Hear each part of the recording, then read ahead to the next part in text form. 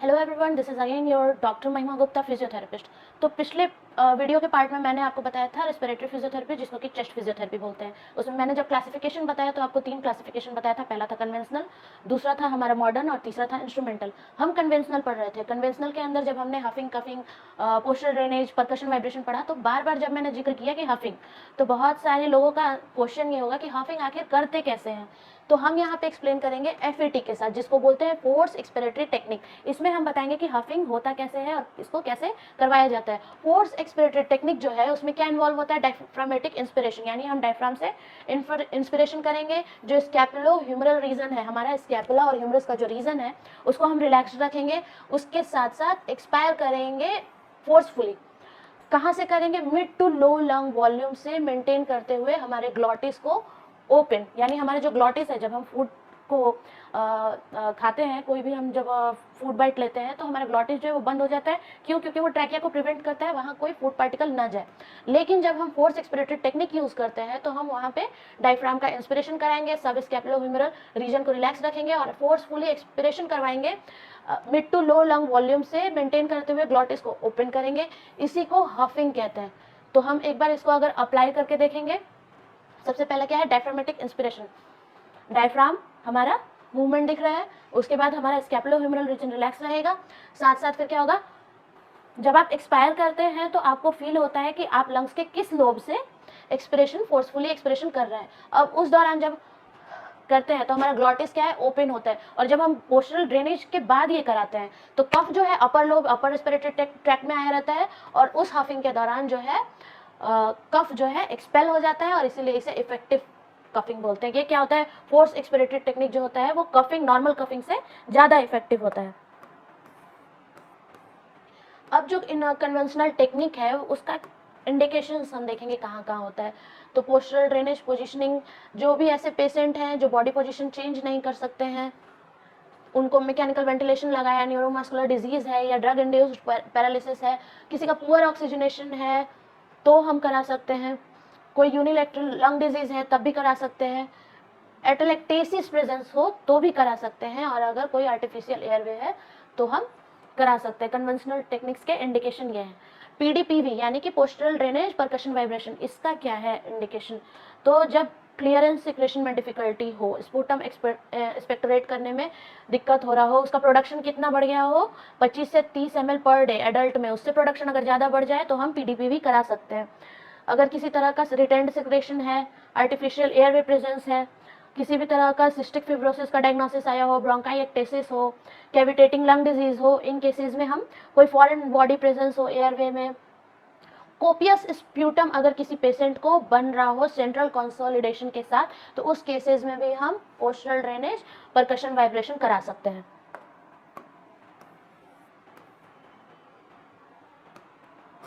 एक बहुत ही सिंपल सा क्वेश्चन आता है कि अगर हम चेस्ट फिजियोथेरेपी और रेस्पिरेटरी फिजियोथेरेपी में जो फर्दर क्लासिफिकेशन का, तीनों क्लासिफिकेशन में जो हम कन्वेंशनल फिजियोथेरेपी करा रहे हैं उसकी फ्रीक्वेंसी क्या होगी, हम कितना करा सकते हैं, कितनी बार करा सकते हैं, कितनी देर पे करा सकते हैं, ये बेसिक से सवाल होते हैं कि आपको पता होना चाहिए। तो पोजिशनिंग अगर हम करा रहे हैं तो कोई वेंटिलेटेड या क्रिटिकली इल पेशेंट है तो उसका जितना नेसेसरी होगा हर 1 घंटे में या हर 2 घंटे में, अगर वो टॉलरेट कर सके तो हम उसको कराएंगे। कब कराएंगे, क्रिटिकली इल पेशेंट और वेंटिलेटेड पेशेंट में पोजीशनिंग कराते हैं हम हर 1 घंटे या हर 2 घंटे में। अगर पेशेंट टॉलरेट कर पा रहा है तो हम उसको कराते हैं। उससे कम एक्यूट पेशेंट जो है वो 2 घंटे, 3 घंटे या फिर एज रिकमेंडेड, आपको जैसा भी उसका कंडीशन लग रहा है उसके अकॉर्डिंग, उसके कंफर्ट के अकॉर्डिंग आप उसको पोजीशनिंग करा सकते हैं। अब आता है कि पोस्टरल ड्रेनेज और परकशन वाइब्रेशन का फ्रीक्वेंसी क्या होगा। तो क्रिटिकल केयर पेशेंट जो है उस जिन्होंने मैकेनिकल वेंटिलेशन पे है वो हर 4 से 6 घंटे पे पीडीपीवी यानी पोस्टरल ड्रेनेज परकशन वाइब्रेशन कराना चाहिए। उसके बाद हम उसको अगर कोई ऐसा असेसमेंट करते हैं कि अगर रिक्वायरमेंट है कि नहीं, हम इसे और 4 घंटे से कम के समय पे इन्हें देना ज़्यादा सही लग रहा है, तो वैसे भी हम एज कम्फर्ट टू पेशेंट हम इसको वेरिएशन इसमें रख सकते हैं। एक्यूट केयर पेशेंट डिसऑर्डर जैसे भी जो इवेलुएट किए गए हैं, पेशेंट का रिस्पॉन्स क्या है थेरेपी में, हर 72 घंटे में क्या चेंज देखने को मिल रहा है उस पेशेंट के स्टेटस के अकॉर्डिंग। मतलब कि अगर पहले 2 दिन किए तो हम 2-2 घंटे पे कर रहे हैं, 1 हफ्ते तक हम देख रहे हैं इंप्रूवमेंट है, तो अगले वीक से हम 3-3 घंटे, 4-4 घंटे, 6 घंटे ऐसा वेरिएशन रख सकते हैं।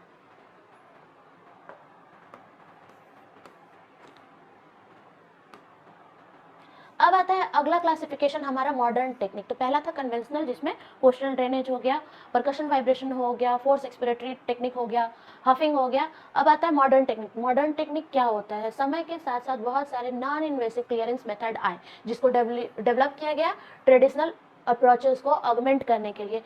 अब इस मॉडर्न टेक्निक में क्या यूज होता था? Variation of flow through breath control to mobilise secretion. Normal breathing में जो ब्रीदिंग कंट्रोल हो जाता है, पर्स लिप ब्रीदिंग होता है, डीप डायफ्रामेटिक ब्रीदिंग होता है, कंट्रोल्ड ब्रीदिंग होता है, वो सारी हमारे मॉडर्न टेक्निक में आई। क्यों आई? ताकि सिक्रेशन को ये भी मोबिलाइज कर रही थी। अब ये इसमें क्या क्या इंक्लूड होता है? एसीबीटी होता है, active cycle of breathing technique, और ऑटोजेनिक ड्रेनेज। तो हम दोनों ही टॉपिक को समझेंगे कि एसीबीटी क्या होता है और ऑटोजेनिक ड्रेनेज क्या होता है। एसीबीटी हमारा हो गया active cycle of breathing technique. ये होता क्या है? ये एक्टिव ब्रीदिंग टेक्निक है, पेशेंट के द्वारा परफॉर्म किया जाता है। ये क्यों यूज होता है? क्लियरेंस को मोबिलाइज करने के लिए और क्लियर करने के लिए। जो पल्मोनरी सिक्रेशन बहुत ज़्यादा बन रहे हो उनको क्लियर करेगा और लंग्स फंक्शन को इम्प्रूव करेगा। फंक्शनिंग जो है वो इसकी भी सेम है हमारी कन्वेंशनल फिजियोथेरेपी की तरह, पर इसे हम मॉडर्न टेक्निक में इंक्लूड करते हैं क्योंकि ये बाद में आया है। इसमें कई सारे चेंजेस आए, इसमें कंट्रोल ब्रीदिंग टेक्निक यूज हुआ है। इसमें क्या होता है? बहुत सारे सीरीज होते हैं जिसमें 3 मेन फेजेस इंक्लूड होते हैं। पहला होता है ब्रीदिंग कंट्रोल, दूसरा होता है थोरैसिक एक्सपेंशन, और तीसरा होता है फोर्स्ड एक्सपिरेटरी टेक्निक। मतलब कि सबसे ये एक साइकिल की तरह चलता है। यहाँ पे अगर हम इस ग्राफ को देखें, ये क्या रिप्रेजेंट कर रहा है? पहले पेशेंट को हम ब्रीदिंग कराते हैं, फिर ब्रीथ वो कंट्रोल किए रहता है। डीप ब्रीथ 3 से 4 या 3 से 4-5 वो डीप ब्रीथ लेता है, डीप ब्रीथ करेंगे और होल्ड करेंगे, फिर उसके बाद ब्रीथ को कंट्रोल करेंगे, यानी 3 से 4-5 डीप ब्रीदिंग करने के बाद ब्रीदिंग को हम कंट्रोल करेंगे। देन अगेन हम फिर रिलैक्स करेंगे, फिर उसके बाद फिर 3 से 4-5 डीप ब्रीदिंग करेंगे, और ये एक साइकिल करने के बाद हम 1 to 2 हफ करेंगे। हफ करने के बाद क्या होगा? अपर रेस्पिरेटरी ट्रैक्ट में आपका म्यूकस आ जाएगा और फिर आप उसको एक्सपेल करेंगे और स्वेलो करेंगे। देन सेम साइकिल आप रिपीटेशन पे जितने सेट्स करवाना चाहें वो करवा सकते हैं। अब आ जाते हैं ऑटोजेनिक ड्रेनेज। ऑटोजेनिक ड्रेनेज क्या होता है? ये भी हमारा ब्रीदिंग पैटर्न है। किस तरह का? डायफ्रामेटिक ब्रीदिंग पैटर्न पेशेंट के द्वारा हम करवाते हैं रेस्पिरेटरी इलनेस, जैसे कि सिस्टिक फिब्रोसिस, ब्रोंकाइटिस को ठीक करने के लिए। अभी जैसे कुछ टर्म आ रहे हैं कि सिस्टिक फिब्रोसिस क्या होता है, ब्रोंकाइटिस क्या होता है, तो ये एक अलग से ऐसा चैप्टर है जिसको मैं फर्दर अपने किसी वीडियो में एक्सप्लेन कर दूंगी। अगर आपको रिक्वायर्ड होता है आप जरूर कमेंट करें। तो यहाँ पे हम देख रहे हैं कि ऑटोजेनिक ड्रेनेज में क्या होता है? ये डायफ्रामेटिक ब्रीदिंग पैटर्न है जो पेशेंट को हम करवाते हैं सेम रेस्पिरेटरी इलनेस को ठीक करने के लिए। ये भी सेम वही काम करता है, लंग्स के म्यूकस को क्लियर करता है, सारे सिक्रेशन को बाहर करता है। इसमें भी बहुत सारे टेक्निक यूज होते हैं जिसका कि कंबाइंड पॉजिटिव रीइंफोर्समेंट होता है डीप ब्रीदिंग का और वॉलंटरी कफ सप्रेशन का, जो कि जितने ज़्यादा से ज़्यादा देर तक पॉसिबल हो क्या करने के लिए? इवैक्यूएट करने के लिए हमारे म्यूकस को हमारे एयरवे से। तो सेम है, इसमें भी कुछ टेक्निक्स होते हैं जो इन्वॉल्व होते हैं ऑटोजेनिक ड्रेनेज में। ये भी म्यूकस को क्लियर करता है, ये भी लंग्स को ट्रेन करता है। अब आते हैं हम इंस्ट्रूमेंटल टेक्निक। इंस्ट्रूमेंटल टेक्निक में हम क्या देखते हैं? ये नॉन इन्वेसिव वेंटिलेशन है। इसमें भी एडजंक्ट थेरेपी यूज होता है एयरवे को क्लियर करने के लिए और रेस्पिरेटरी सपोर्ट प्रोवाइड करने के लिए। इसमें क्या होता है? पेप होता है, जिसको पॉजिटिव एक्सपिरेटरी प्रेशर कहते हैं। यहाँ पे क्या देखने को मिलता है? पॉजिटिव एक्सपिरेटरी प्रेशर डिवाइस होता है जो कि रेजिस्टेंस प्रोवाइड करता है एक्सपिरेशन के दौरान। किसकी मदद से? माउथ पीस की मदद से और फेस मास्क। किसी भी पेशेंट को आप देखेंगे एक तरह का फेस मास्क और माउथ पीस लगा होगा, वो क्या हेल्प कर रहा है? रेजिस्टेंस प्रोवाइड करा रहा है। किस समय? एक्सपिरेशन के दौरान। और ये क्या ये किस तरह का डिवाइस है? पॉजिटिव एक्सपिरेटरी प्रेशर डिवाइस है। फोर्स्ड एक्सपिरेशन जब पेशेंट करता है, इसको हम इस तरह से समझेंगे, जब कोई पेशेंट फोर्स एक्सपिरेशन करता है तो क्या होता है? वहाँ पे रेजिस्टेंस बनता है। कहाँ बनता है? एक्सपिरेशन के दौरान बनता है। किसके थ्रू बनता है? पॉजिटिव एक्सपिरेटरी प्रेशर डिवाइस के थ्रू बनता है। वो किसके फॉर्मेट में लगा होता है? माउथ पीस और फेस मास्क के फॉर्मेट में लगा होता है।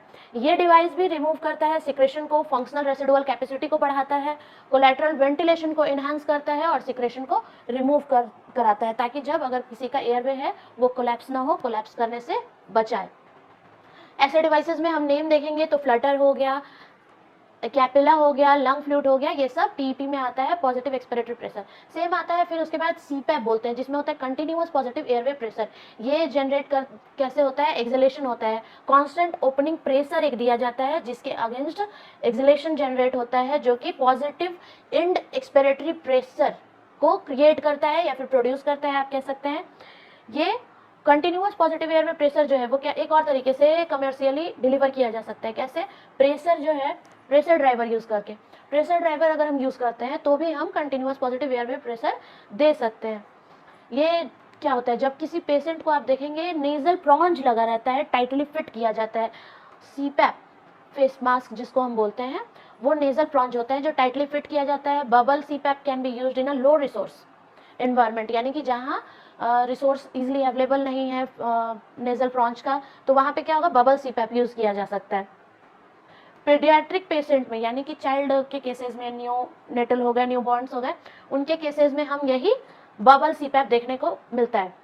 इसमें क्या होता है, इंटरफेस होता है जिसको नेजल कैनुला बोलते हैं, एक्सपेरेटरी ट्यूबिंग होता है, और एक्सपेरेटरी ट्यूबिंग होता है जो कि इमर्स्ड किया जाता है water bottle system, under water bottle system आप देखेंगे किसी भी PICU में, पीडिया में आप देखेंगे इस तरह के पेशेंट को, तो इस तरह का हम बबल सीपैप वहाँ पे देखते हैं। एक और आता है high frequency chest wall oscillation, ये भी क्या करता है, एयरवे क्लियरेंस टेक्निक है, एक्सटर्नल चेस्ट वॉल ऑसिलेट करता है चेस्ट वॉल पे, इनफ्लेटेबल वेस्ट होता है जो कि रैप करता है चेस्ट को। इसमें हम क्या देखते हैं, एक तरह का इनफ्लेटेबल वेस्ट होता है जो कि चेस्ट के अराउंड रैप करते हैं, तो वहाँ पे ऑसिलेशन प्रोवाइड कराता है। ये मशीन वाइब्रेशन प्रोड्यूस करता है। अब ये वाइब्रेशन कहाँ प्रोड्यूस करता है, बहुत सारे इसके फ्रीक्वेंसी वेरिएबल्स होते हैं, इंटेंसिटी भी वेरी करते रहता है, और ये वाइब्रेशन प्रोड्यूस करके म्यूकस को थिन करता है, लूज करता है, एयरवे से सेपरेट करता है और फिर एक्सपेल करता है।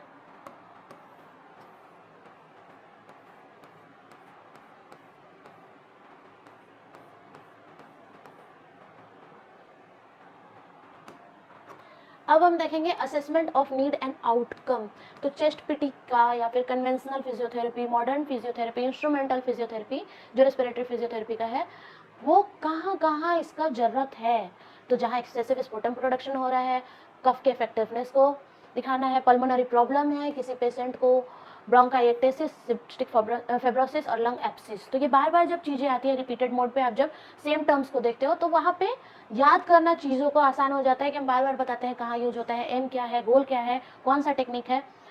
ब्रीथ साउंड किसी का डिक्रीज हो गया है, क्रैकल साउंड आ रहा है, रोंकाई आ रहा है, तो वहाँ पे भी हम इन टेक्निक को यूज़ करते हैं। वाइटल साइन चेंज हो रहे हैं, चेस्ट एक्सरे एबनॉर्मल है, एटलेक्टेसिस देख रहे हैं, म्यूकस प्लगिंग देख रहे हैं, इनफिल्ट्रेट्स देखने को मिल रहा है, ABG arterial blood gas value, ये बहुत ही इंपॉर्टेंट टॉपिक है ICU का। ABG arterial blood gas analysis, इसका करना और इसके चार्ट को पढ़ना, अगर आप चाहते हैं तो इसका भी फर्दर मैं वीडियो बना दूंगी।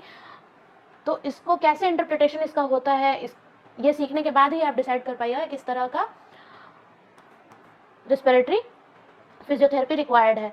ऑक्सीजन सैचुरेशन चेक करते हैं हम, जहाँ पे देख रहे हैं घट रहा होता है, तो हमें पल्मोनरी ट्रेनिंग के लिए चेस्ट फिजियोथेरेपी और रेस्पिरेटरी फिजियोथेरेपी यूज़ करना चाहिए।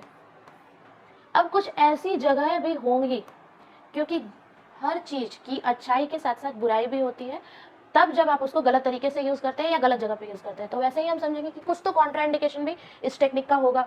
वो कॉन्ट्राइंडिकेशन क्या होगा, अगर किसी का ICP जो कि इंट्राक्रेनियल प्रेशर होता है वो 20 mmHg से ज़्यादा हो रहा है, तो आप वहाँ पे पोजिशनिंग नहीं कराएंगे। अगर किसी को हेड या फिर नेक इंजरी है, अब होता है कि किसी भी तरह का हेड और नेक इंजरी में नहीं कराएंगे, नहीं, अगर वो पेशेंट स्टेबलाइज नहीं है, जब तक वो स्टेबलाइज नहीं हो रहा है तब तक हम पोजिशनिंग नहीं कराएंगे। किसी का हेमरेज, एक्टिव हेमरेज देख रहे हैं या फिर हीमोडायनामिक इंस्टेबिलिटी है, तो भी हम पोजिशनिंग नहीं कराएंगे। स्पाइनल सर्जरी रिसेंट हो, लेमिनेक्टॉमी हुआ हो, एक्यूट स्पाइनल इंजरी हो, तो भी हम पोजिशनिंग नहीं कराएंगे। स्पाइनल इंजरी के साथ साथ या फिर एक्टिव हेमोप्टेसिस देखने को मिल रहा है, इम्फाइमा देखने को मिल रहा है, ब्रोंको प्लूरल फिस्टुला है, पल्मोनरी एडेमा है, उसके साथ साथ CHF भी है जिसको कि क्या बोलते हैं, कंजेस्टिव हार्ट फेलियर, तो शॉर्ट में CHF भी लिखा होता है, आप उस वहाँ पे भी ये पोजिशनिंग कॉन्ट्राइंडिकेटेड होता है। प्लूरल इफ्यूजन है, और भी कई सारे कंडीशन यहाँ पे एक्सप्लेन किए हुए हैं जहाँ पोजिशनिंग कॉन्ट्राइंडिकेटेड है। अब कुछ कॉम्प्लिकेशन हम देख लेंगे फटाफट कि कॉम्प्लिकेशन क्या हो सकता है। हाइपोक्सीमिया हो सकता है, ब्रोंकोस्पाज्म, क्रेनियल प्रेशर बढ़ जाएगा, पल्मोनरी हेमरेज हो सकता है, एक्यूट हाइपोटेंशन हो सकता है ड्यूरिंग प्रोसीजर। तो प्रॉपर डायग्नोसिस, प्रॉपर एग्जामिनेशन के बाद ही आप ये पोस्चरल ड्रेनेज है, पोजिशनिंग है, आप कराइए। किसी पेशेंट को वॉमिटिंग हो सकता है, एस्पिरेशन हो सकता है, डिसअरिथमियाज हम देखते हैं।